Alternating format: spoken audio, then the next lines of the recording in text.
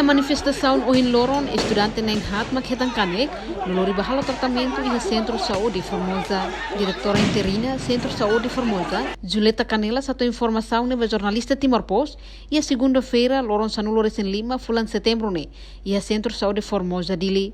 No husi paciente na Inhat, ne, na ida makane grave, enquanto na intolo selo Khetan Kanek kaman. Itu, dader, parece que 11 horas da tarde, e a estudante na Inhat Makmai, ida mak consegue suku, ketam ponto 5, mas be tolo ne kane normal de gatamang, ne be, ida be seda, 5.5 ne, descansa tia, foi no right ma fira, depois na tolo ne, ida retan suru tahu suru tamani oi na kuku, depois de ne, dia koto agora será alta itu, ia no right ne lah ia, ne be, total amutuk paciente ohine, na Inhat, feto ida mana todo. Ia matang ni ongkos. Parece que udah. Dia seruk nih yang gas air mata kan. Gas air mata ni nak fera makona ini udah. Dia makanik mai be kaman.